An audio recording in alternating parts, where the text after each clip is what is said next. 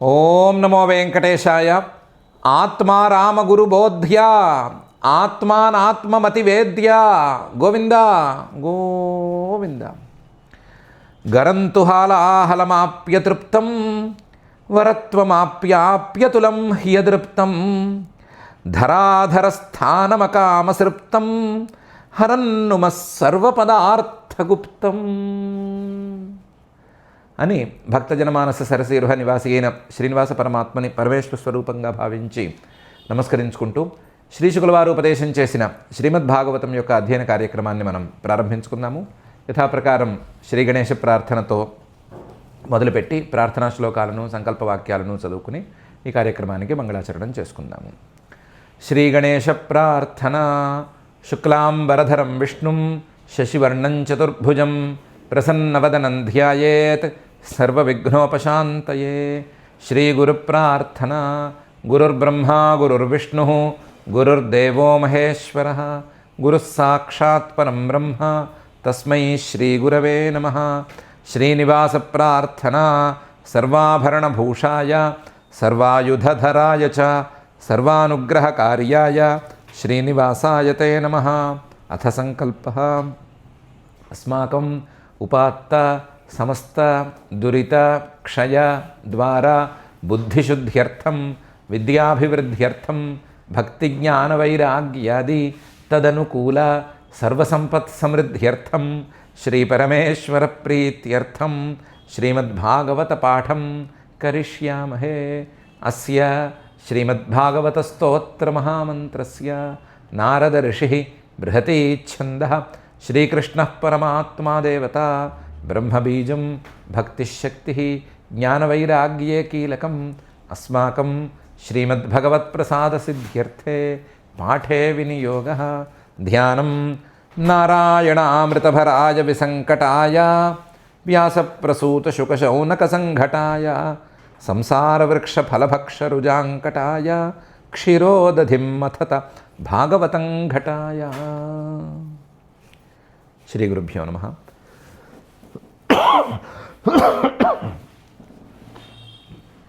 దేవతలు ప్రజాపతులతో సహా కలిసి పరమేశ్వరుడి దగ్గరికి వెళ్ళారు. వెళ్ళి విషం పుట్టింది, ఆ విషాన్ని నువ్వే ఎలాగోలాగా మాయం చెయ్యాలి అని ప్రార్థిస్తున్నారు. మాయం చేయటం అనేది నీ ఇష్టం ప్రకారం నడుచుకోవాలి అనే అభిప్రాయంతోనే ఉన్నారు. దాంట్లో ఆ స్తుతిలో భాగంగా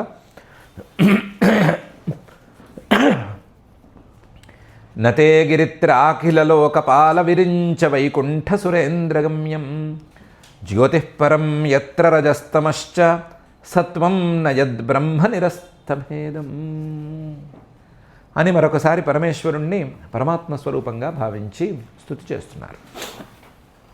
ఓ గిరిత్ర, ఓ పరమేశ్వర, అఖిల లోకపాల విరించ వైకుంఠ సురేంద్రగమ్యం జ్యోతి పరం నా. నీ పరంజ్యోతి, నీ యొక్క పరమాత్మ స్వరూపం, స్వప్రకాశ చైతన్య రూపం ఉంది కదా, అది లోకపాలకులు తెలుసుకునేటట్లు లేదు. చివరికి సురేంద్ర, ఇంద్రుడు మొదలైనటువంటి దేవతలలో గొప్పవారు కూడా తెలుసుకునేటట్లు లేదు. కొంచెం అతిశయోక్తిగా చెప్పాలి అంటే విరించ వైకుంఠ, విరించ అంటే బ్రహ్మగారు, వైకుంఠ శ్రీమన్మహావిష్ణువు, వీళ్ళు తెలుసుకునేట్లుగా కూడా లేదు. ఈ రెండు పేర్ల విషయంలో అతిశయోక్తి, మిగతా వాళ్ళ విషయంలో మాత్రం సామాన్యోక్తి. అఖిల లోకపాల విరించ వైకుంఠ సురేంద్రగమ్యం నా కుతః జ్యోతిఃపరం, అది పరంజ్యోతి, పరమాత్మస్వరూపం, స్వప్రకాశ చైతన్య రూపం. ఎందుకు తెలుసుకోలేకపోతున్నారు వీళ్ళందరూ అంటే న యత్ర రజస్తమశ్చ సత్వం. ఏమైనా తెలుసుకోవాలి అంటే అక్కడ 3 గుణాల తాలూకు ప్రభావం ఎంతో కొంత ఉండాలి. ఉంటేనే అది తెలుసుకునేందుకు వీలుగా ఉండే వస్తువుగా ఉంటుంది. నీ శుద్ధ చైతన్య స్వరూపం ఉంది కదా, దానిలో 3 గుణాల యొక్క సంపర్కం లేదు. న యత్ర రజస్తమశ్చ సత్వం. దాన్నే బ్రహ్మ అని, నిరస్త భేదం, ఏ భేదాలు లేనటువంటి ఐక్య స్వరూపమని అంటారు. అలాంటిది నీ యొక్క తత్వం. ఎవరో తెలుసుకోదగినది కాదు, ఎవరూ తెలుసుకోలేనిది, తెలుసుకోవలసిన అవసరం లేకుండానే ఆత్మస్వరూపంగా ఉండేది, తెలుసుకోవలసిన అవసరం లేకుండానే ఎప్పుడూ భాషించేది. అని చెప్పారు. ఇంకొక కోణంలో చూసుకున్నప్పుడు లోకపాలకులు కావచ్చు, విరించుడు కావచ్చు, వైకుంఠుడు కావచ్చు, లేకపోతే సురేంద్రుడు కావచ్చు, ఎవరైనా సరే తమ ఆత్మస్వరూపాన్ని తాము తెలుసుకోలేరు కదా. తమ ఆత్మస్వరూపం వాళ్ళకి వేద్యం కాదు కదా. నువ్వు అందరికీ ఆత్మస్వరూపానివి కాబట్టి నువ్వు ఎవరికి వేద్యుడివి కావు, వేదన స్వరూపుడివి లేదా చైతన్య స్వరూపుడివి అనే భావాన్ని కూడా ఇందులో ఉంచారు. ఈ కవిత్వ నియమాల ప్రకారం ఉండే అతిశయోక్తులు, సామాన్యోక్తులు వీటితో సంబంధం లేకుండా ఉన్నదిన్నట్లుగా స్వభావోక్తిగా చెప్పారు. నతే గిరిత్రాఖిల లోకపాల విరించ వైకుంఠ సురేంద్రగమ్యం జ్యోతిః పరం యత్ర రజస్తమశ్చ సత్వం నయద్బ్రహ్మ నిరస్తభేదం అని పరమార్థతత్వంగానే భావించి స్తుతి చేస్తూ ఉంటే అసలు పని జరగాలి కదా. అందుకని నీవు చేసినటువంటి లోకోపకారాలు ఇన్నున్నాయి అని లిస్ట్ అవుట్ చేశారు. ఆ లిస్ట్ అవుట్లో చేయటంలో ఈ విషభక్షణాన్ని కూడా కలిపేసే చేశారు.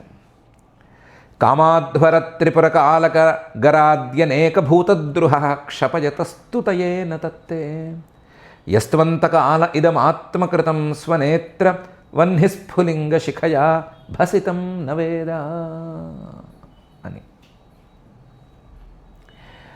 స్వామి, నీవు చేసిన పనులు చాలా గొప్ప గొప్ప పనులు. నీవు చేసిన పనులలో మన్మథుణ్ణి బూడిద చేయటం అనేది నెంబర్ 1 పని. ఆ మన్మథుడు సకల లోక కంటకుడు, ఎవరు లెక్క చేయరు, కానీ లెక్క చేసిన వారికి తెలుస్తుంది ఆ బాధ. అలాంటి సకల లోక కంటకుడైనటువంటి మన్మథుణ్ణి బూడిద చేసోదలు పారేశావు. కామ.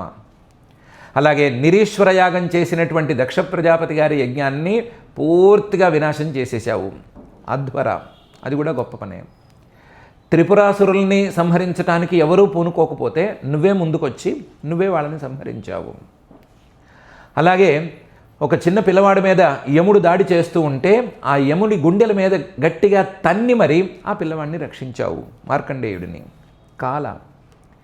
అలాగే ఇప్పుడు మా విషయాన్ని కూడా నువ్వే ఎలాగోలాగా తాగబోతున్నావు లేదా దాన్ని మాయం చేయబోతున్నావు, విషబాధ నుంచి మమ్మల్ని తప్పించబోతున్నావు.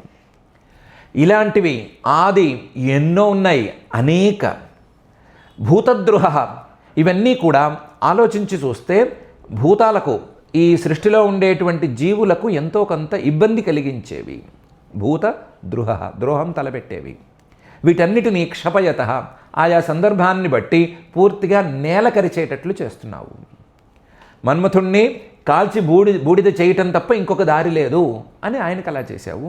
నిరీశ్వర యాగం అయితే ఆ యాగంలో ఏ వస్తువు మిగలటానికి వీల్లేదు, ఏ మనిషి అందులో మళ్ళీ మామూలు రూపంతో బయటికి రావడానికి వీల్లేదు అన్నట్లు చేశావు. అలా ఒక్కొక్క దానికి ఒక్కొక్క రకంగా చేశావు. ఇంత చేసినా సరే ఇవన్నీ కూడా నతత్తే స్తుతయే, ఇవన్నీ నీ స్తుతికి పనికొచ్చేవేమీ కావు, నీ స్తుతికి సరిపోయేవి కావు. నీ స్టాండర్డ్కి తగ్గట్లుగా ఈ స్తుతులు లేవు. ఎందుకు లేవు?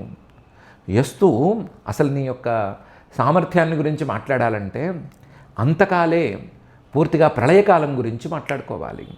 సృష్టి మొత్తానికి అంతకాలం వస్తుంది కదా, అప్పుడు మాట్లాడుకోవాలి. అప్పుడు ఇదం ఆత్మకృతం, ఇదం కనిపించే విశ్వమంతా కూడా ఆత్మకృతం, నువ్వే తయారు చేసింది. దాన్ని స్వనేత్ర వహ్ని స్ఫులింగ శిఖయ భసితం చేసేస్తున్నావు. నీ మూడో కన్ను ఉంది కదా స్వనేత్రం, ఆ స్వనేత్రం నుంచి వహ్ని వస్తోంది, మొత్తం కాల్చేస్తోంది అనుకుంటున్నారు కదా, అంతేమి జరగటం లేదు. వహ్ని నీ మూడో కంట్లోంచి బయటకు వచ్చినటువంటి వహ్ని, ఆ వహ్ని తాలూకు స్ఫులింగం, ఒక చిన్న కణం, ఆ కణంతో మొత్తం ఈ ప్రపంచాన్ని కాల్చేసేస్తున్నావు. కణం కూడా కాదు, వహ్ని స్ఫులింగ శిఖయ, ఆ కణం తాలూకు జ్వాల, ఆ జ్వాల తాలూకు చివరి భాగం తగిలి ఈ ప్రపంచం బూడిదైపోతోంది. ఈ లెక్కన ఒక జ్వాల తాలూకు చివరి భాగం, అగ్రభాగం ఈ ప్రపంచాన్ని బూడిద చేసేంత స్థాయిలో ఉంది అంటే ఆ జ్వాల ఎంత ఉండాలి? ఆ జ్వాలని కలిగి ఉన్నటువంటి నీ కణం, నీ స్ఫులింగ కణం ఎంతలా ఉండాలి? అదే చిన్న కణమైతే నీ మూడో కంటి నుంచి వచ్చిన జ్వాల వహ్ని ఏమాత్రం ఏ స్థాయిలో ఉండాలి? అది నీ స్థాయి. యస్త్వంతకాలే ఇదం ఆత్మకృతం స్వనేత్ర వహ్ని స్ఫులింగ శిఖయా భసితం. ఇంత జరుగుతున్నా సరే నవేద దాన్నేం లక్ష్య పెట్టడం లేదు, అసలు లెక్కే చేయట్లేదు. నా సామర్థ్యం చూడండి, నేను కన్ను తెరిచానంటే మొత్తం బూడిదైపోతుంది అని అనుకోవట్లేదు. అలాగని అయ్యో ఇంత కష్టపడి చేసిన ప్రపంచం కదా దీన్ని బూడిద చేయటం ఎందుకు అని కూడా అనుకోవటం లేదు. ఏం చేస్తున్నావు, మొత్తం చేయవలసిన సమయం వచ్చినప్పుడు బూడిద చేసేసి లెక్క చేయకుండా ఉఫ్ఫను ఊదేసి అవతలకి వెళ్ళిపోతున్నావు. అది నీ యొక్క స్టాండర్డు. కామాధ్వర త్రిపురకాల గరాద్యనేక భూతద్రుహ క్షపయత స్తుతయే నతత్తే యస్త్వంతకాల ఇదమాత్మకృతం స్వనేత్ర వహ్నిస్ఫులింగ శిఖయా భసితం నవేద అని ప్రజాపతులు అన్నారు. అయితే ఈ భసితం అంటే భస్మ, దీని గురించి మాట్లాడుకోవాలి. ఈ భస్మ అనేది ఈ ముల్లోకాలను బూడిద చేసేసిన తర్వాత ఈ ముల్లోకాల యొక్క బూడిదని తీసుకుని ఆ భస్మని అంటే ఆ విభూతిని తీసుకుని పరమేశ్వరుడు ఒంటికి రాసుకుంటాడు అని అక్కడక్కడ చెప్పారు. ఎందుకు రాసుకుంటారు అంటే చివరికి మిగిలేది ఇదే. చివరికి ఎంత ప్రపంచంలోని వస్తువుల కోసం ఆరాటపడ్డా సరే చివరికి ప్రపంచం తాలూకు మార్పు ఇలాగే ఉంటుంది అని చూపించడానికి, వైరాగ్యాన్ని అందరిలోనూ వృద్ధి చేయటానికి నువ్వు రాసుకుంటావు అని అక్కడక్కడ చెప్తూ ఉంటారు. కానీ కొంతమంది ఉంటారు, వాళ్ళకి ఒకటే పని, ఏం జరుగుతున్నా మంచి ఏం జరుగుతున్నా మంచి ఎవరు చెప్తున్నా సరే దాన్ని ఏదో విధంగా మాట్లాడి దాన్ని పాడు చేయటం లేదా మంచి చెప్పేవారిని కించపరచటం అనే తీరే ఉంటుంది. వాళ్ళు నీ గురించి రకరకాలుగా మాట్లాడుకుంటూ ఉంటారు. ఏ త్వాత్మరామ గురుభిర్హృది చింతితాంఘ్రి ద్వంద్వం చరంత ముమయా తపసాభితప్తం కథంత ఉగ్రపురుషం నిరతం శ్మశానే తే నూనమూతిమవిదం స్తవ హాతలజ్జా అని ప్రజాపతులు అంటున్నారు. ఫస్ట్ హాఫ్తో మొదలు పెట్టుకోవచ్చు లేదా సెకండ్ హాఫ్తోనైనా మొదలు పెట్టుకోవచ్చు. మన ఇంట్రడక్షన్ సెకండ్ హాఫ్కే బాగుంది కాబట్టి సెకండ్ హాఫ్తో మొదలు పెట్టుకుందాం.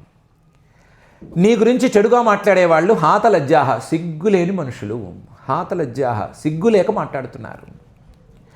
ఏం మాట్లాడడం కూడా కాదు, వాగుతున్నారు. కథంతే వాగుతూ ఉంటారు. నీ గురించి తెలిసి తెలియక వాగుతూ ఉంటారు. దీనికి మైక్ ఉంది కాబట్టి దీన్ని మడత పెట్టి లోపల పెట్టుకోవడానికి ఒళ్ళో వేసుకోవడానికి వీలు లేదు ప్రస్తుతం. మళ్ళీ పైకే వేసుకోవాలి, వేరే దారి లేదు. వాళ్ళు కథంతే నీ గురించి ఏదో తెలిసి తెలియక వాగుతూ ఉంటారు. కథంతే ఏమని కథంతే? ఉగ్రపురుషం, నువ్వు చాలా క్రూరమైన పురుషుడివని, నువ్వు ముల్లోకాలని దహించి వేస్తావని, కోపం ఎక్కువని అక్కర్లేని మాటలు మాట్లాడతారు. అలాగే ఒళ్ళంతా భస్మ రాసుకుని వైరాగ్యానికి సూచకంగా నువ్వు తిరుగుతుంటే నిరతం శ్మశానే, ఎప్పుడు శ్మశానంలో తిరుగుతాడు, ఒళ్ళంతా బూడిద పూసుకొని తిరుగుతాడు అని, అసలు ఆ బూడిద అనేది అమంగళమని, దాన్ని ముట్టుకోకూడదని, దాన్ని పూసుకునేవాళ్ళు మంచివాళ్ళు కారని ఇలా ఎక్కర్లేని మాటలు మాట్లాడతారు. నిరతం శ్మశానే ఇది వదంతి. తే నూనం ఊతిం అవిదముస్తవా. వాళ్ళు నీ లీలల్ని అర్థం చేసుకోగలిగారా? అర్థం చేసుకునే సామర్థ్యం వాళ్ళకుందా? ఆ సిగ్గులేని వాళ్ళకి. హాతలజ్జాహ సిగ్గులేని వాళ్ళకి, సిగ్గులేక ఎలా పడితే అలా మాట్లాడే వాళ్ళకి, సిగ్గులేక తెలివి లేక ఏం మాట్లాడాలో తెలియక పరమేశ్వరుడైన నీ గురించే ఇష్టం వచ్చినట్టు మాట్లాడే వాళ్ళకి ఏమన్నా తెలుసా పెట్టా? నీ గురించి తెలుసుకోవాలి అంటే ఏ త్వాత్మరామ గురుభిర్హృది చింతితాంఘ్రి ద్వంద్వం. ఆత్మారాములు ఆత్మస్వరూపం మీద తప్ప మరొక వస్తువు మీద ధ్యాస లేని వాళ్ళు, ప్రేమ లేని వాళ్ళు, మహానుభావులు, అలాంటి గురువులు వాళ్ళు చెప్తే మనకు తెలియాలి. వాళ్ళు నీ యొక్క రూపాన్ని హృది చింతితాంఘ్రిం, హృదయంలో ఎప్పుడు నీ యొక్క పాదారవిందాలని స్మరిస్తూ ఉంటారు, చింతన చేస్తూ ఉంటారు. అలాంటి ఆత్మారాములైనటువంటి గురువులు, పెద్దలు, వాళ్ళు హృదయంలో ఎప్పుడూ నిన్ను ధ్యానిస్తూ నీ పాదాలను మనసులో ఉంచుకుంటూ ఎప్పుడూ నీ ధ్యానమే చేస్తూ ఉండేటువంటి వాళ్ళు చెప్తే అర్థం అవ్వాలి తప్ప ఉత్తినే ఎవరికి వారికి ఇష్టం వచ్చినట్టు ఆలోచిస్తే అర్థమైపోతుందా నీ తత్వం? చరంతముమయ. పైగా కొంతమంది ఏం పేరు పెట్టారు అంటే పరమేశ్వరుడికి వైరాగ్యం అంటారు, కానీ పరమేశ్వరుడంత స్త్రీలంపటుడు మరొకడు లేడు. ఎందుకంటే మిగతా వాళ్ళందరూ స్త్రీని పక్కన కూర్చోబెట్టుకున్నారు, ఈయన శరీరంలో సగభాగం చేసుకున్నాడు, అంత స్త్రీలంపటుడు అని అంటారు. తెలిసి తెలియకంటారు. చరంతం ఉమయ, ఏం తెలిసి తెలియకంటారు? ఉమ అంటే ఏంటో తెలియదు, ఈశ్వరుడంటే ఎవరో తెలియదు. ఉమ అంటే తత్వజ్ఞానం అనే రూపంలో ఉండేటువంటి ఇది. కావాలంటే కేనోపనిషత్తుకి వెళ్ళి ఉత్తర భాగాన్ని చూసుకోవచ్చు. అందులో ఉమా అనే పదాన్ని ఎక్కడ వాడారు, ఏ అర్థంలో వాడారు అని తెలుస్తుంది.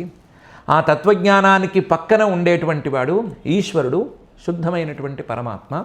తత్వజ్ఞాన రూపిణి అయినటువంటి దేవి అనుగ్రహం వలన ఆ పరమాత్మ యొక్క జ్ఞానం కలుగుతుంది. పరమాత్మ స్వప్రకాశంగా కనిపిస్తాడు అనే అర్థాన్ని తెలియచేయడం కోసం ఆవిడితో కలిసి, తత్వజ్ఞానంతో కలిసే నేనున్నాను అని అర్ధనారీశ్వరుడుగా నువ్వు సంచరిస్తున్నావు. ఇలా సంచరిస్తున్నావు నువ్వు అనే విషయం ఆత్మారామ గురువులు చెప్తే తెలియాలి, కానీ ఎవరికి వాళ్ళు ఆలోచిస్తే వాళ్ళకేం అర్థమైంది? ఉమయా చరంతం తపసా అభితప్తం, ఎప్పుడూ తపస్సు ఎందుకు చేస్తున్నావు అంటే, ఈ ప్రపంచమంతా నాదే అయినా, నేనే సృష్టి చేసినా, నేనే పాలన చేస్తూ ఉన్నా, చివరికి నా కంటి చూపుతో నేను భస్మం చేయగలిగినా సరే దీంతో నాకేం పని లేదు, నేను కళ్ళు మూసుకుని కూర్చున్నాను, ఈ విశ్వంలోని ఏ వస్తువుతోనూ నాకు సంబంధం లేదు, నేను ఉపశమస్వరూపుడిని అని చెప్పడానికి కూర్చున్నావు. ఈ మాట ఎవరు చెప్పాలి? ఆత్మారామ గురువ, ఆత్మారాములైనటువంటి గురువులు చెప్పాలి. వాళ్ళు చెప్తే, వాళ్ళ కాళ్ళు పట్టుకుని వేళ్లాడితే మనకేమైనా అర్థమైతే అర్థమైనట్లు, తెలివి తక్కువగా మాట్లాడే వాళ్ళకి అర్థం కానట్లే. ఏ త్వాత్మరామ గురుభిర్ హృది చింతితాంఘ్రి ద్వంద్వం చరంతం ఉపయా తపసాభితప్తం కథంతే. ఇలాంటి వాడి గురించి, నీ గురించి పిచ్చి పిచ్చిగా వాగచ్చా? కథంతే ఉగ్రపురుష అని, నిరతం శ్మశానే అని ఇలా వాగచ్చా? వాగకూడదు కదా. తే నూనం అవిధం స్తవ హాతలజ్జా, ఆ సిగ్గులేని వాళ్ళు నీ గురించి తెలియక మాట్లాడుతున్నారు అని ప్రజాపతులు అన్నారు. ఇవ్వాల్సిందేదో గట్టిగానే ఇచ్చినట్లే ఉన్నారు. ఏ త్వాత్మరామ గురుభిర్ హృది చింతితాంఘ్రి ద్వంద్వం చరంతముమయా తపసాభితప్తం కథంత ఉగ్రపురుషం నిరతం శ్మశానే తే నూనమూతిమవిదం స్తవ హాతలజ్జా అని. అయితే స్తుతి సాగుతున్నప్పుడు, లేదా ఆయన దగ్గర పనిగా ఆయన దగ్గరికి వెళ్ళినప్పుడు, ఆయనతో పని ఉండి ఆయన దగ్గరికి వెళ్ళినప్పుడు, ఇలా వాళ్ళని వీళ్ళని ఎవరో నిందకులను నీ గురించి సరిగ్గా తెలుసుకోలేక నింద చేస్తున్నారు అంటే ఏం బాగుంటుంది?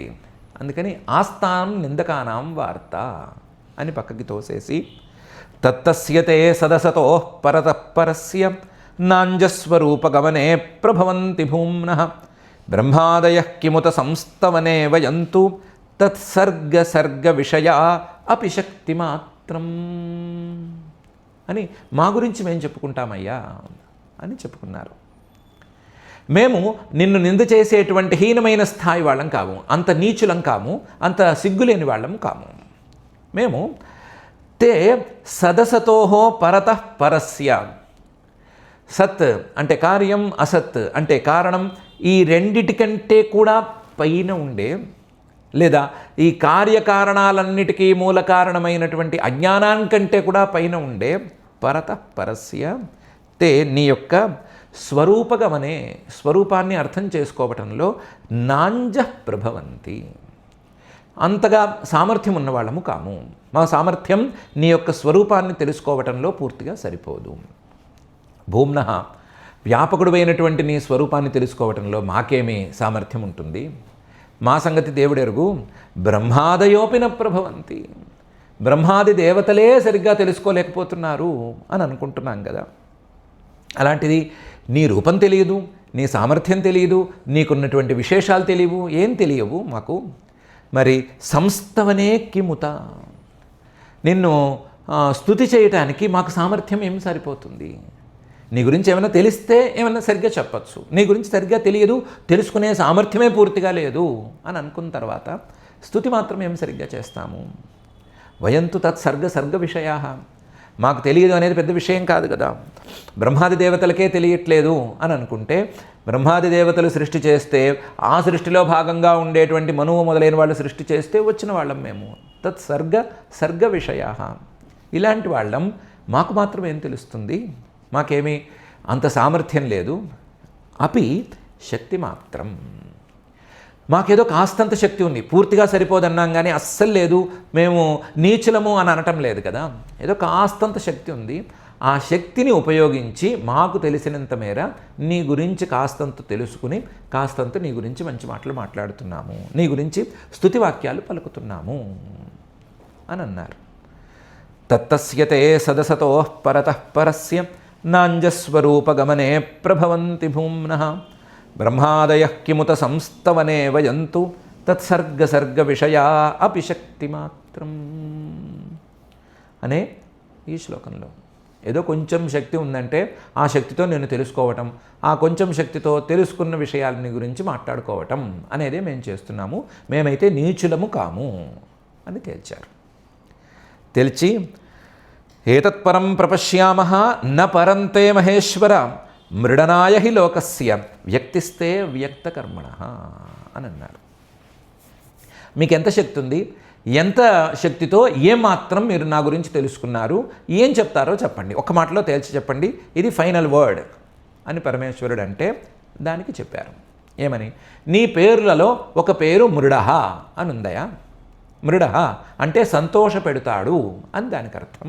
మృడయతి ఇది మృడః అని దానికి వ్యుత్పత్తి. దాని ప్రకారం సంతోష పెట్టేవాడు అని అర్థం ఉంది. ఆ అర్థం ప్రకారం చూస్తే ఏతత్పరం న పశ్యామః, ఇంతకు మించి మాకేం తెలియదు. న పరంతే మహేశ్వర, నీ యొక్క పరం శుద్ధమైనటువంటి రూపం మాకు అసలు తెలియనే తెలియదు. అదేం తెలియదు. తెలిసిందల్లా మృడనాయ హి లోకస్య వ్యక్తి. మృడః కదా నువ్వు, కాబట్టి లోకస్య మృడనాయ, లోకాన్ని సంతోషపెట్టడానికి తే వ్యక్తి, నువ్వు అభివ్యక్తంగా కనిపిస్తున్నావు.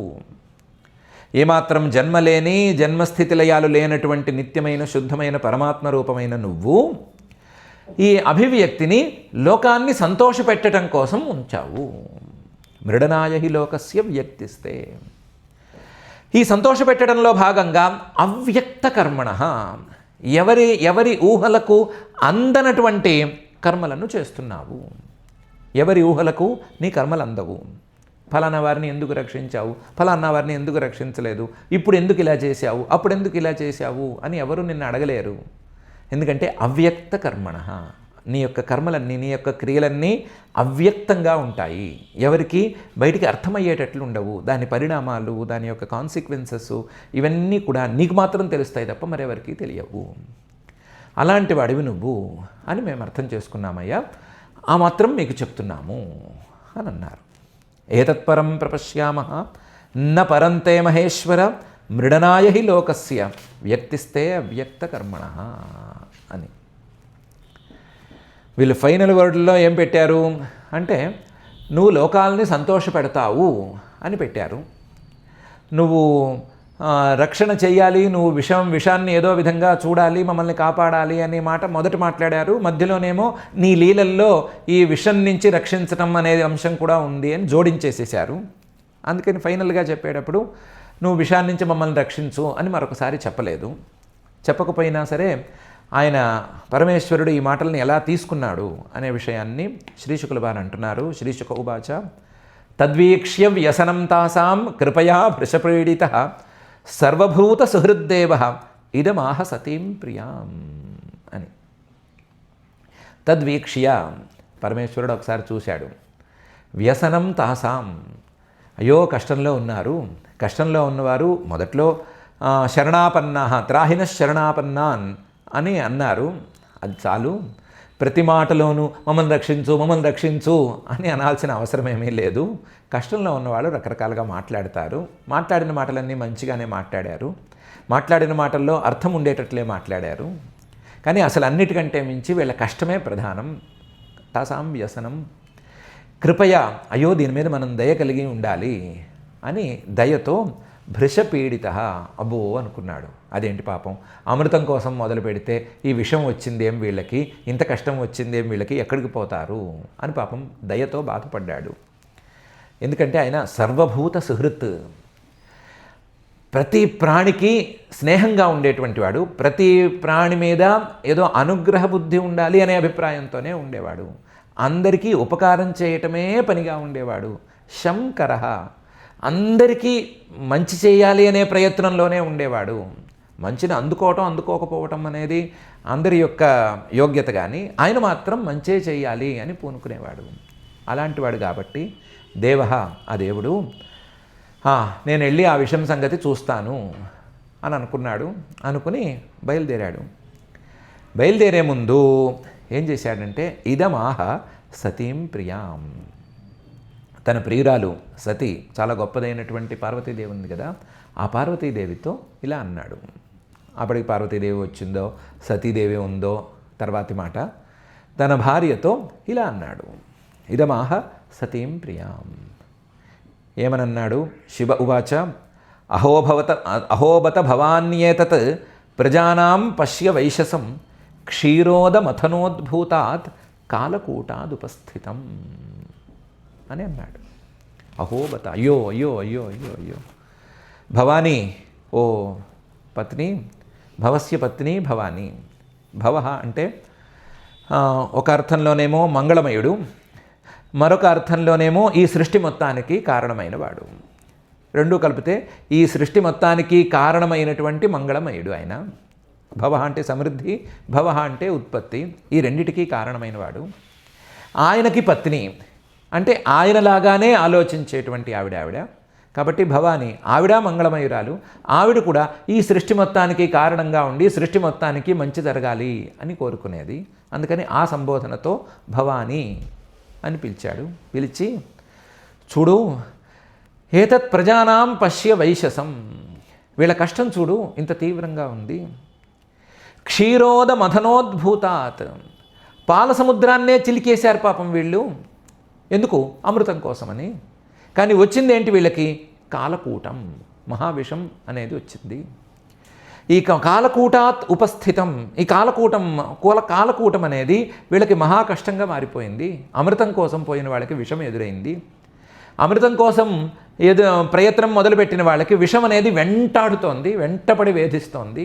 ఎంత కష్టం వచ్చిందో చూలు మన ప్రజలకి అని అన్నాడు. అహోబత భవాన్యేతత్ ప్రజానాం పశ్య వైశసం క్షీరోదమథనోద్భూతాత్ కాలకూటాదుపస్థితం. ఆసాం ప్రాణపరీప్సూనాం విధేయమభయం హిమే ఏతావాన్ హి ప్రభోరర్థః యద్దీన పరిపాలనం. ఆసాం, వీళ్ళందరూ ఎందుకు వచ్చారు నా దగ్గరికి? ప్రాణపరీప్సూనాం, ప్రాణాలని అరచేతుల్లో పెట్టుకొచ్చారు. ప్రాణాలను రక్షించుకోవడం చేతకాక వచ్చారు. ప్రాణాలు రక్షించుకోవాలి అనే కోరికతో నా దగ్గరకు వచ్చారు. ప్రాణపరీప్సూనాం, వీళ్ళకి విధేయం అభయం హిమే, నేను అభయం ఇవ్వాలా అక్కర్లేదా? వీళ్ళకి భయం లేకుండా నేను చెయ్యాలా వద్దా? విధేయం అభయం హిమే, నేను చెయ్యాలి కదా అలాగా. ఎందుకు చెయ్యాలి?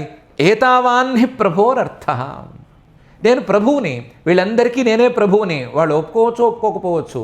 తెలివి తక్కువ వాళ్ళు ఒప్పుకోకపోవచ్చు, తెలివైన వాళ్ళు ఒప్పుకోవచ్చు. కానీ నేను ప్రభువుని కదా, నేను సమర్థుడిని కదా, నేను వీళ్ళకి నాయకుడిని కదా, నేను ఈశ్వరుడిని కదా. కాబట్టి నా పనేంటి? ఏతావాన్హి ప్రభోరర్థ, నా పనేంటి? నేను ఎందుకున్నాను? నేను నా యొక్క ప్రయోజనాన్ని ఎలా కాపాడుకోవాలి అంటే యద్దీన పరిపాలనం, దీనంగా ఉండి ప్రాణాల కోసం అరులు చాచేటువంటి వీళ్ళని సంరక్షించడమే నా పని. కాబట్టి నేను ఆ పని చేయాలి. ఏతావాన్హి ప్రభోరర్థః యద్దీన పరిపాలనం. ఆసాం ప్రాణపరీప్సూనాం విధేయమభయం హిమే ఏతావాన్హి ప్రభోరర్థః యద్దీన పరిపాలనం. ప్రాణైస్వైః ప్రాణినః పాంతి సాధవః క్షణభంగురైః బద్ధవైరేషు భూతేషు మోహితేష్వాత్మమాయయా. ఇంకో విషయం కూడా ఉంది. మామూలుగా లోకంలో మంచివాళ్ళు కొంతమంది ఉంటారు. వాళ్ళు ప్రాణినః పాంతి, సాధవ మంచివాళ్ళు ప్రాణినః పాంతి, ప్రాణుల్ని సంరక్షిస్తూ ఉంటారు. ప్రాణుల్ని సంరక్షించటంలో భాగంగా ఒకవేళ వాళ్ళ ప్రాణాలే అటు ఇటు అయ్యేట్లున్నా సరే వాళ్ళు లెక్క చేయరు. ప్రాణైః స్వైః ప్రాణినః పాంతి సాధవః, తమ ప్రాణాలను అడ్డువేసైనా సరే మంచివాళ్ళు ప్రతి ప్రాణిని కాపాడాలి అని అనుకుంటారు. నీళ్ళలో కొట్టుకుపోతూ ఉంటే కొంతమంది మంచివాళ్ళు గజగీతగాళ్లే అవ్వచ్చు, ఏదైనా సరే వాళ్ళు మొత్తం బుడుంగుమని దూకేసి వాళ్ళని ఎలాగైనా కాపాడాలని అనుకోరు. లేదా ఏదో ఒకటి, ఒక బట్టో గిట్టో ఏదో ఒకటి వేసి వాళ్ళని కాపాడాలి అని అనుకోరు. వాళ్ళ వేగానికి నన్ను కూడా లాగేస్తే గుంజేస్తే నేను లోపలికి వెళ్ళిపోతే నా పనేంటి అని ఆలోచించరు. అందరూ అలా ఆలోచించరు, మంచివాళ్ళు కూడా ఉంటారు. ప్రాణైస్వైః ప్రాణినః పాంతి సాధవః, వాళ్ళు ఏమనుకుంటారు, ప్రాణాహ క్షణభంగురాహ, ప్రాణాలు ఏం నిలిచేవి కావు, ఏ క్షణమైనా వెళ్ళిపోయేవే, ఏ క్షణమైనా సరే ప్రాణాలు ఈ శరీరంలోంచి కదిలి వెళ్ళిపోతాయి, అలాంటి ప్రాణాల కోసం పరోపకారం చేయగలిగిన పరిస్థితిని ఎందుకు పాడు చేసుకోవటం అని అనుకుంటారు. ఆ క్షణభంగురమైనటువంటి ప్రాణాలతో కూడా మంచివాళ్ళు ప్రాణుల్ని కాపాడుతారు. ఒక్కొక్కప్పుడు బద్ధవైరేషు భూతేషు, తమకు ఆ ప్రాణితో బద్ధ వైరమే ఉన్నా సరే ఆ వైరాన్ని ఈ ప్రాణాలు పోయేంత ఆపద వచ్చినప్పుడు లెక్క చేయరు. తేలు దీంట్లో నీళ్ళలో కొట్టుకుపోతూ ఉంటే ఏదో విధంగా దాన్ని కాపాడదాము, కాపాడి దానికి దూరంగా ఉందాము అని అనుకుంటారు. పోతే పోయింది, తేలే కదా, పోతే పోయింది, నీళ్ళలో కొట్టుకుపోతే పోయింది అని అందరూ అనుకోరు, కొంతమందినే అనుకుంటారు. లేదా తమ బద్ధ శత్రువు నీళ్ళలో కొట్టుకుపోతూ ఉంటే ఎవరు వదిలిపెట్టాలని అనుకోరు. మనిషి అయితే బద్ధ శత్రువైనా వదిలిపెట్టుకోరు. అమ్మయ్య వీడి పని నీరే చూసేసింది అని సంతోషపడేవాడు మంచివాడైతే కాడు. బద్ధవైరేషు భూతేషు మోహితేష్వాత్మమాయయా, ఆత్మమాయయా మోహితేషు. ఆత్మమాయతో అంటే త్రిగుణాత్మకమైన మూల ప్రకృతితో మోహితేషు, వాళ్ళు మోహపడే ఉన్నారు.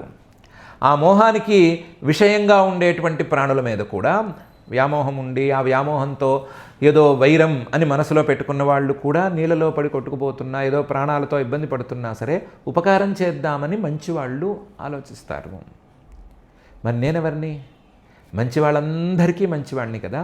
అలాంటి వాడిని వీళ్ళందరికీ ఏకకాలంలో సమష్టిగా ఇంత కష్టం వస్తే నేను దూకాలి కదా, అవసరమైతే ఆ విషయాన్ని నేను మింగేయాలి కదా, మింగేస్తే ఏమవుతుందో తర్వాత మనం ఆలోచించుకోకూడదు కదా అని నర్మగర్భంగా చెప్పాడు. ప్రాణైస్వై ప్రాణినః పాంతి సాధవః క్షణభంగురై బద్ధవైరేషు భూతేషు మోహితేష్వాత్మమాయయా అని. ఈ 3 శ్లోకాలు చూస్తుంటే పరమేశ్వరుడు అంటే ఆయన కూడా మంచి కుటుంబీకుడు. ఏ పని చేసినా సరే ఇంట్లో భార్యకి చెప్పే చేస్తాడు. ఇంటి నుంచి బయటికి వెళ్ళేటప్పుడు మేము బయటికి వెళుతున్నాను, తలుపులు జాగ్రత్తగా వేసుకో, నేను ఫలానా పని మీద వెళుతున్నాను జాగ్రత్త అని చెప్పే వెళతాడు అన్నట్లుంది. కానీ పాపం పరమేశ్వరుడికి అలాంటి అలవాట్లు ఏం లేవు. ఆయన ఇద్దరూ కలిసి వెళ్ళిపోయే తత్వం ఉన్నవాడు. ఆయన ఏమీ ఇలా చూసేవాడేం కాడు. పార్వతీదేవికి ఏమీ అభయం కూడా ఇవ్వక్కర్లేదు. ఏంటి నేను ఇప్పుడు వెళితే విషం తాగేస్తే ఏమైనా ప్రాణాలు పోతాయేమో, ప్రాణాలు పోయినా సరే నేను ఆ పని చేయాలి అని పార్వతీ అమ్మవారికి చెప్పాల్సిన అవసరం కూడా పరమేశ్వరుడికి ఏం లేదు. ఈ మాటలు 4 మాటలు మనం వింటే వినేవాళ్ళకు కూడా కాస్త పరోపకారం చేయాలి అనే బుద్ధి కలుగుతుంది. పరమేశ్వరుడు విషం తాగటానికే హాయిగా నడుచుకుంటూ వెళ్ళిపోయినప్పుడు మనం ఎంతో కొంత పరోపకారం చేయొచ్చు అని వినేవాళ్ళకి అనిపిస్తుంది అనే అభిప్రాయంతోనే ఈ 3 శ్లోకాలను ప్రత్యేకించి చెప్పాడు. పార్వతీ అమ్మవారికి చెప్పలేదు, వినేవాళ్ళకి చెప్పాడు. దాన్నే 4వ శ్లోకంలో వ్యక్తపరుస్తున్నాడు ఆయన. పుంసః కృపయతో భద్రే సర్వాత్మా ప్రియతే హరి ప్రీతే హరౌ భగవతి ప్రియేహం సచరాచరః తస్మాదిదం గరం భుంజే ప్రజానాం స్వస్తిరస్తు మే అని అన్నాడు. ఎవరి మీదైనా సరే దయ చూపిస్తే పుంసః కృపయతః, అలా దయ చూపించే వారిని భద్రే ఓ మంగళస్వరూపిణి సర్వాత్మా ప్రియతే హరి, సర్వాత్మకుడైనటువంటి శ్రీహరి సంతోషిస్తాడు.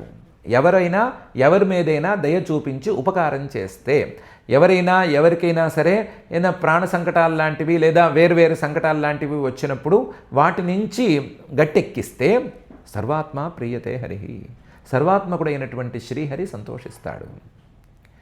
శ్రీహరి సంతోషిస్తాడు, శ్రీహరి సంతోషం కోసం అని అనుకోవద్దు. ప్రీతే హరౌ భగవతి ప్రియేహం సచరాచరః, ఆయన శ్రీహరి గనక సంతోషిస్తే అహం ప్రియ, నేను కూడా సంతోషిస్తాను. ఎందుకంటే శ్రీహరి వేరు, నేను వేరు కాము. ఇంకొక ఆశ్చర్యం ఉంది.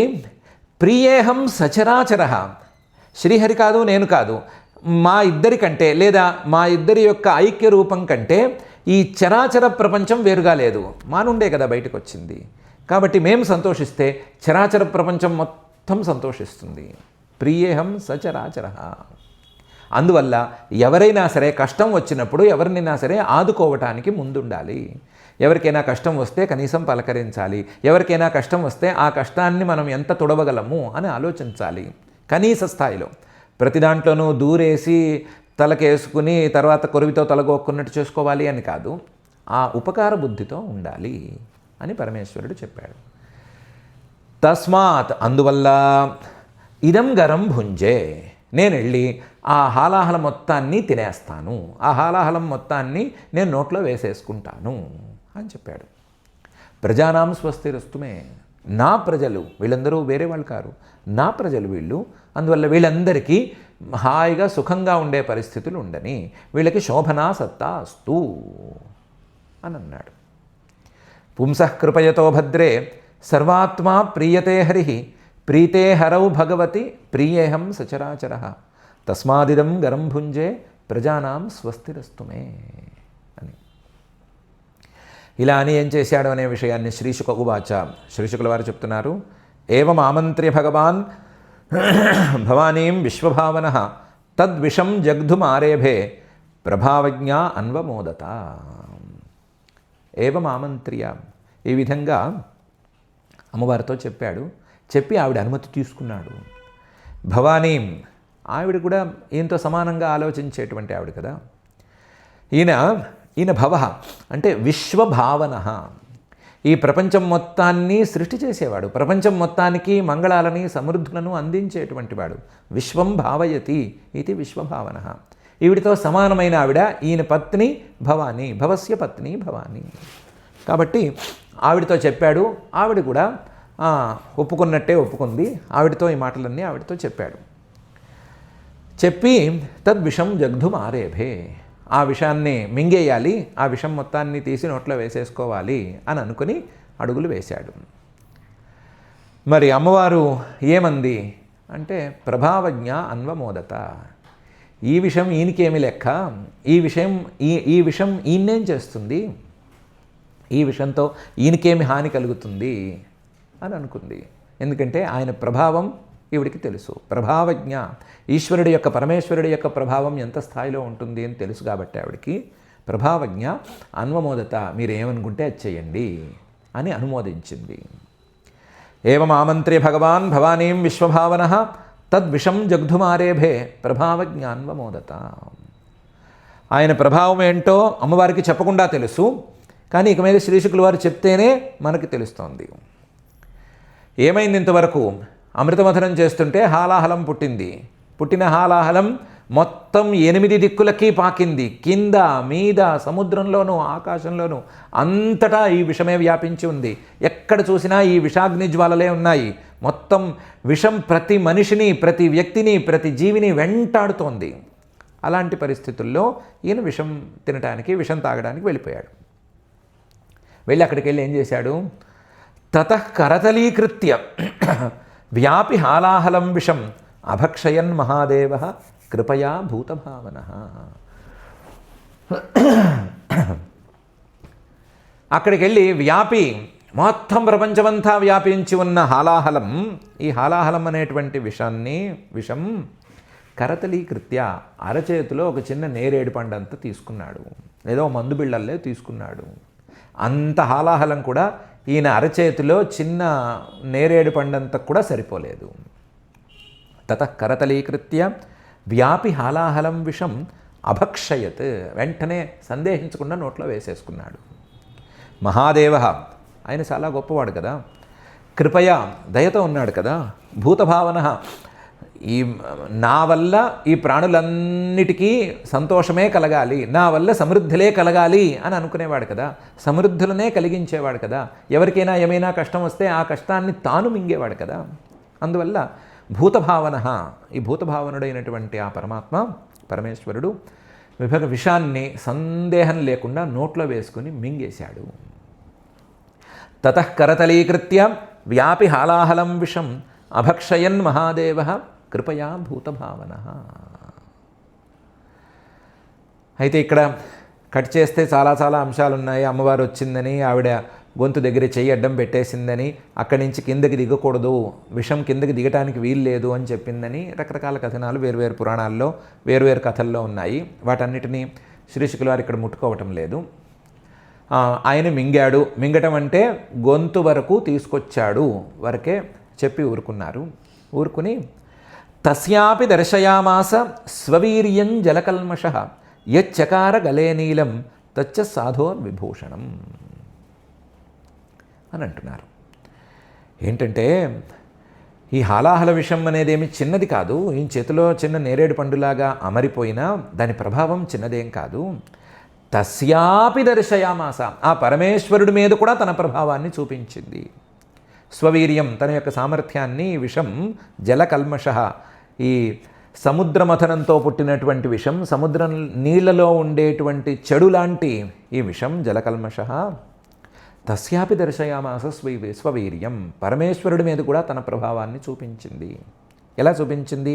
యచ్చకార గలే నీలం, ఆయన కంఠంలో నల్లటి మత్సని ఏర్పరిచింది. యచ్చకార గలే నీలం. తచ్చ, ఈ మత్స సాధోహో విభూషణం, కృపాళువైనటువంటి పరమేశ్వరుడికి ఇది అలంకారంగా మారింది అనేది వేరే విషయం. విషం తన ప్రభావాన్ని చూపించింది అనేది విషయం, విష ప్రభావం అనేది ఆయనకి అలంకారంగా మారింది అనేది ఆయన సామర్థ్యం అని రెండు విషయాల్ని చెప్పారు. అందువల్ల ఆయనకి నీలకంఠ, శ్రీకంఠ అనేటువంటి పేర్లు వచ్చినాయి. ఇలాంటి పేర్లన్నీ వచ్చినాయి. తస్యాపి దర్శయామాస స్వవీర్యం జలకల్మష యచ్చకార గలే నీలం తచ్చ సాధోర్విభూషణం అని. అమృతమథనంలో విషం వచ్చింది, ఆ విషాన్ని పరమేశ్వరుడు మింగాడు అని రెండు ముక్కలతో చెప్పచ్చు కదా. రెండు ముక్కలతో చెప్పి అమృతమథనంలో పైకి వెళ్ళిపోవచ్చు కదా. ఎందుకు ఇన్ని శ్లోకాలు? స్తుతి, మళ్ళీ అమ్మవారితో ఆయన మాట్లాడడం, ఇక్కడికి రావటం, ఇంత చేస్తే నేరేడు పందంత ముద్ద చేసి లోపలికి మింగేయటం అని ఇన్ని మాటలతో, ఇన్ని శ్లోకాలతో ఎందుకు చెప్పారు అని ఎవరికైనా సందేహం రావచ్చు అనే అభిప్రాయంతో శ్రీశుకుల వారు అంటున్నారు, తప్యంతే లోకతాపేన సాధవ ప్రాయశోజనా పరమ ఆరాధనం తద్ధి పురుషస్యాఖిలాత్మన అని చెప్పడం కోసం చెప్పామండి అని. లోకతాపేన తప్యంతే, లోకతాపేన ఎవరికైనా ఏదైనా కష్టం వస్తే తప్యంతే, వీళ్ళు కూడా బాధపడుతూ ఉంటే వాళ్ళ పేరు సాధవ, మంచివాళ్ళు. ప్రాయశ సాధవో జనా, సామాన్యంగా సాధు పురుషులు, మంచివాళ్ళు. ఎవరికైనా ఏదైనా కష్టం వస్తే వీళ్ళు కూడా కష్టపడతారు. వీళ్ళు కూడా కష్టపడితే ఎవరికి వారికి ఒక స్వభావం ఉంటుంది. ఏ మనిషికైనా సరే, ఏ జీవికైనా ఒక స్వభావం ఉంది. ఏంటంటే నాకు కష్టం వస్తే దాన్ని నేను పరిష్కరించుకోవాలి అనే తీరు. ఈ తీరులో పక్కవాళ్ళ కష్టాన్ని కూడా తమ కష్టం అని అనుకుని తమ కష్టాన్ని పరిష్కరించుకునే తీరు స్వభావ సిద్ధంగా అమరింది కాబట్టి ఆ కష్టాన్ని పరిష్కరించే దిశగా వాళ్ళు కూడా ఎంతో కొంత ప్రయత్నం చేస్తారు. ఇది సాధువుల యొక్క తీరు. తప్యంతే లోకతాపేన సాధవ ప్రాయశో జనా. అయితే అసలు లోకంలో, సృష్టిలో ఉండేటువంటి రివాజు ప్రకారం మంచివాళ్ళు పక్కవాళ్ళు బాధపడుతుంటే బాధపడేవాళ్ళు వీళ్ళందరూ తెలివి తక్కువ వాళ్ళ కోవలోకి వస్తారు అనేది ఉంది. ఎవరికైనా ఉపకారం చేస్తుంటే వీడు తెలివి తక్కువ వాడు, అందుకనే అనవసరంగా ఇలాంటివన్నీ నెత్తికేసుకుంటున్నాడు, మనం తెలివైన వాళ్ళం కాబట్టి దూరంగా ఉండి వీటన్నిటికీ దూరంగా ఉండి మనం ఇబ్బంది పడకుండా ఉన్నాము అని అనుకుంటూ ఉంటారు. ఆ లోకంలో రివాజు గురించి మనం మాట్లాడుకోవద్దు.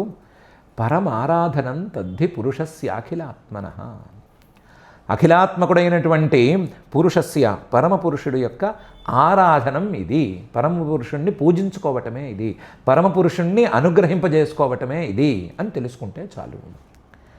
ఆరాధనం, పరమారాధనం, ఆయన్ని పూజించుకోవటంలో, ఆయన్ని సేవించుకోవటంలో, లేదా ఆయన అనుగ్రహాన్ని సంపాదించుకోవటంలో ఇది చాలా ఉన్నత స్థాయికి చెందుతుంది అనేది మాత్రం ఉంది. పరమారాధనం తద్ధి పురుషస్య అఖిలాత్మన. కాబట్టి ఎవరైనా సరే పరోపకారం చేయటాన్ని తెలివి తక్కువగా భావించకూడదు.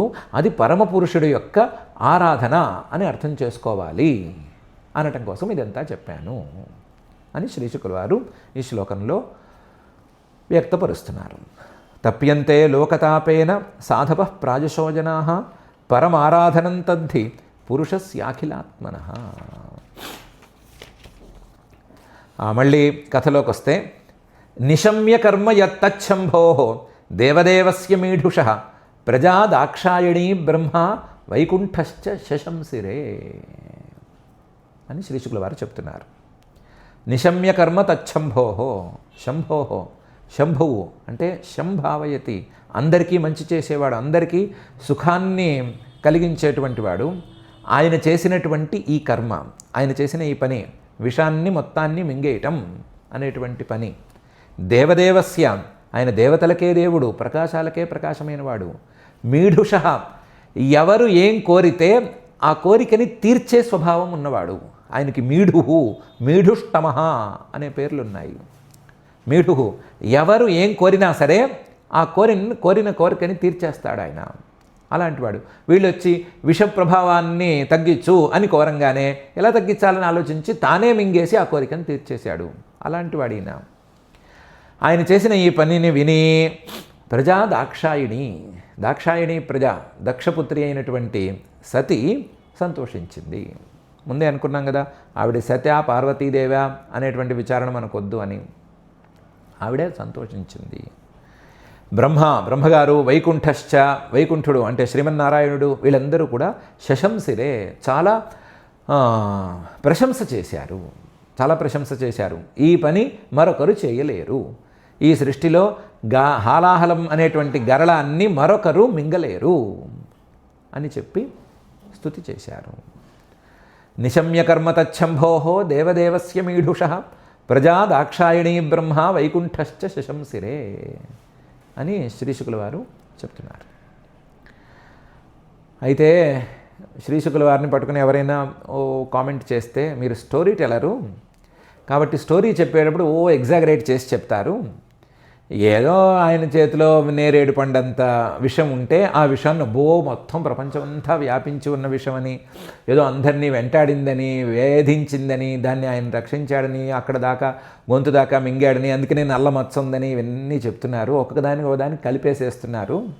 నిజంగా ఇంత సీన్ ఉందా అని ఎవరైనా కామెంట్ చేస్తే దానికి చెప్తున్నారు, మీకు తెలియదురా నాయనల్లారా, ప్రస్కన్నం పిబతః పాణేః యత్కించిత్ జగృహుస్మతత్ వృశ్చికాహి విషౌషధ్య దందశూకాశ్చ ఏ పరే అనే స్థాయిలో ఉంది ఆ విషము అని చెప్తున్నారు.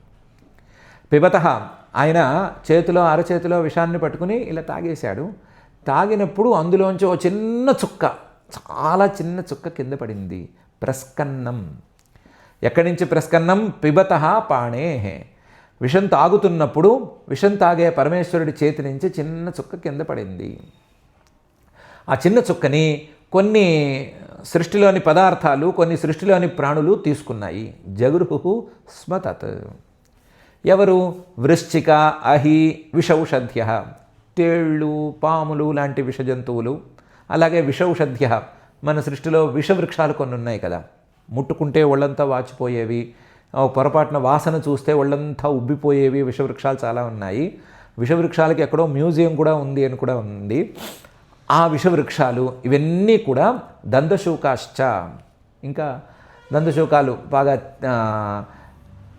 దాన్నేమంటారు, తిరిగేటువంటి పాములు, పాకేటువంటివి, పాకే జీవులు, పాకే విషమున్నటువంటి జీవులు, ఇవన్నీ కూడా అపరే, ఇంకా చాలా విష జంతువులు అవన్నీ కూడా తీసుకున్నాయి. కొన్ని కప్పలు, కొన్ని మండ్రగప్పలు, తేళ్ళు, ఇవన్నీ కూడా ఆ విషంలో ఆయా భాగాలని తీసుకున్నాయి.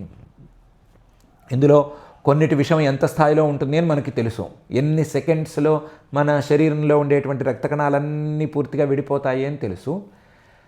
అది ఒకటి కాదు, ఇలాంటి సృష్టిలో ఉండేటువంటి విషజీవులన్నీ కలిపితే ఆ హాలాహలం తాలూకు ఒక బొట్టుతో సమానం అనే స్థాయిలో ఆ హాలాహలం ఉంది. అంత పెద్ద విషము. ఎగ్జాగరేట్ చేసి చెప్పట్లేదు, నిజంగానే చెప్తున్నాము అని అంటున్నారు. ప్రస్కన్నం పిబతః పాణేః యత్కించిత్ జగృహుస్మతత్ వృశ్చికాహి విషౌషధ్య దందశూకాశ్చ ఏ పరే అని. ఈ 46వ శ్లోకంతో అష్టమస్కంధంలోని సప్తమాధ్యాయం అమృతమథనంలో శివకృత గరాదన నిరూపణం అనే పేరు కలిగినటువంటి అధ్యాయం ఇది పూర్తయిపోయింది. ఈ అధ్యాయంలో మనకి తెలిసినట్లుగానే విషం వస్తూనే అందరూ పొలోమంటూ పరమేశ్వరుడి దగ్గరికి పరిగెత్తటము, పరమేశ్వరుడిని స్తుతి చేయటము, ఆయన పార్వతీ అమ్మవారితో చెప్పి వచ్చి ఆ విషాన్ని ఒక్క ఉదుటన మింగేసేయటము, మింగేసి గొంతులో అడ్డం పెట్టుకోవటము, నీలకంఠుడు అని పేరు గాంచటము. మొత్తం ఈ వృత్తాంతం ద్వారా చెప్పదలుచుకున్నటువంటి పరోపకార పరాయణత అనేది పరమపురుషుడి యొక్క అర్చన అనేటువంటి విషయము ప్రస్ఫుటంగా ఉన్నాయి. ఈ అంశాలతో కూడినటువంటి ఈ అధ్యాయం ఇక్కడికి ముగిసింది. మనము ఈరోజు ప్రత్యేకించి ఏ దాన్ని ఏమంటారు నిర్ణయాన్ని చేయొద్దు. ఎందుకంటే ప్రతి అంశము విలువైనటువంటి అంశం. పరమేశ్వరుణ్ణి నింద చేయకూడదు అనేటువంటి అంశము ప్రధానమైన అంశమే. పరోపకారం అనేది ప్రధానమైన అంశమే. ఒక్క మెట్టు దిగి వస్తే ఎప్పుడైనా ఏమైనా పనులు చేస్తే అది ఇంట్లో చెప్పి చేయాలి అనేది నిజమే. ఇంట్లో వాళ్ళకి చెప్పకుండా, ఇంట్లో భార్యకి ఎన్నో పిల్లలకి చెప్పకుండా ఏ పని పడితే ఆ పని చేసేసేయటం అనేది కూడా అంతేం మంచిది కాదు అనేది విషయమే. అన్ని విషయాలే కాబట్టి అన్నీ ప్రధానమైన విషయాలు కాబట్టి ఒక పాయింట్ని ప్రత్యేకించి మనం గుచ్చుకోలేం. కాబట్టి అన్నీ ప్రధానమైన విషయాలు. ఈ ప్రధానమైన విషయాలన్నీ కూడా మన మనస్సుల్లో రావాలి అని మాత్రమే మనం నిర్ణయించుకుందాం. మన మనస్సుల్లోకి ఈ ప్రధానమైన విషయాలన్నీ చేరి మనం పరమేశ్వర నింద చేసేటువంటి నీచ ప్రవృత్తికి దిగజారకుండా, హాతలజ్జాహ సిగ్గులేని వాళ్ళు చేసే పనులు మనం చేయకుండా, ఆ పరమేశ్వరుణ్ణి, ఆయన యొక్క తత్వాన్ని బాగా అర్థం చేసుకుని ఆయన చేసినటువంటి తీరులో పరోపకారం వైపుగా మనం మళ్ళీ ఆ పరోపకారం ద్వారా మళ్ళీ ఆ పరమేశ్వరుణ్ణి అర్చించుకుంటూ మనం కూడా ఉన్నత స్థాయికి చేరుకునేందుకు ప్రయత్నం చేసుకుందాము. అలా మనల్ని పై స్థాయికి తీసుకువెళ్ళవలసిందిగా మాత్రం ఆ భక్తజన మానస సరసీరుహ నివాసి అయిన శ్రీనివాస పరమాత్మని భక్తిగా ప్రార్థించుకుందాము. ఆ ప్రార్థనతో 31వ శ్లోకం నుంచి పారాయణ కార్యక్రమం చేసుకుందాం. అథ శ్రీమద్భాగవతే పారమహంస్యాం సంహితాయాం అష్టమస్కంధే సప్తమాధ్యాయే శ్లోకాః. నతే గిరిత్రాఖిలలోకపాల విరించ వైకుంఠసురేంద్రగమ్యం జ్యోతిః పరం యత్ర రజస్తమశ్చ సత్వం నయద్బ్రహ్మ నిరస్తభేదం.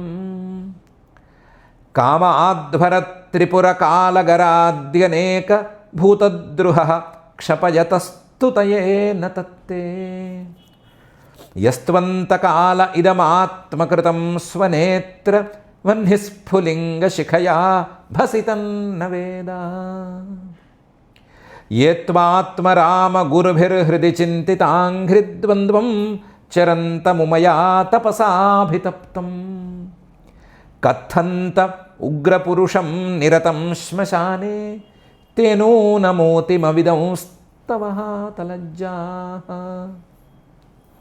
తత్తస్య తే సదసతోః పరతః పరస్య నాంజస్వరూపగమనే ప్రభవంతి భూమ్నః.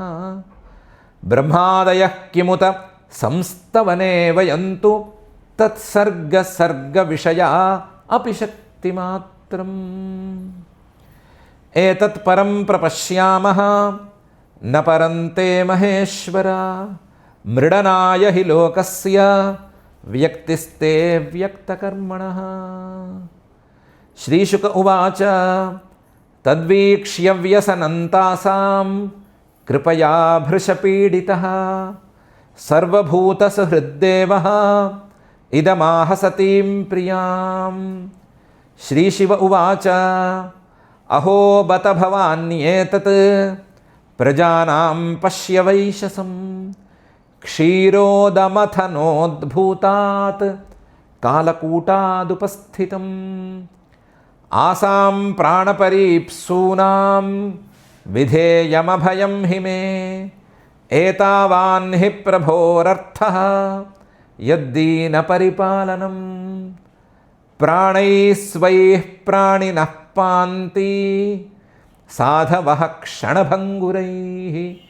బద్ధవైరేషు భూతేషు మోహితేష్వాత్మమాయయా. పుంసః కృపయతో భద్రే సర్వాత్మా ప్రీయతే హరిః. ప్రీతే హరౌ భగవతి ప్రియేహం సచరాచరః. తస్మాదిదంగరం భుంజే ప్రజానాం స్వస్తిరస్తు మే. శ్రీశుక ఉవాచ ఏవమామంత్ర్య భగవాన్ భవానీం విశ్వభావనః. తద్విషం జగ్ధుమారేభే ప్రభావజ్ఞాన్వమోదత. తతః కరతలీకృత్య వ్యాపి హాలాహలం విషం అభక్షయన్ మహాదేవః कृपया भूतभावनः तस्यापि दर्शयामास स्ववीर्यञ्जलकल्मषः यच्चकारगले नीलं तच्च साधोर्विभूषणं तप्यन्ते लोकतापेन साधवः प्रायशो जनाः परमाराधनं तद्धि पुरुषस्याखिलात्मनः निशम्य कर्म तच्छम्भोः देवदेवस्य मीढुषः प्रजादाक्षायणी ब्रह्मा वैकुण्ठश्च शशंसिरे प्रस्कन्नं पिबतः प्राणेः यत्किञ्चिज्जगृहुः स्म तत् वृश्चिका हि विषौषध्यः दन्दशूकाश्च ये परे इति श्रीमद्भागवते पारमहंस्यां संहितायाम् अष्टमस्कन्धे अमृतमथने सप्तमोऽध्यायः। अथ क्षमा प्रार्थना। यदक्षरपदभ्रष्टं मात्राहीनं तु यद्भवेत् तत्सर्वं क्षम्यतां देव नारायण नमोऽस्तु ते। अथ भगवत्समर्पणं कायेन वाचा मनसेन्द्रियैर्वा बुद्ध्यात्मना वा प्रकृते स्वभावात् करोमि यद्यत् सकलं परस्मै नारायणायेति समर्पयामि। अथ लोकक्षेमप्रार्थना। सर्वे भवन्तु सुखिनः सर्वे सन्तु निरामयाः सर्वे भद्राणि पश्यन्तु मा कश्चित् दुःखभाग् भवेत्। अथ मङ्गलं श्रियः कान्ताय कल्याणनिधये निधयेऽर्थिनां श्रीवेङ्कटनिवासाय श्रीनिवासाय मङ्गलम्।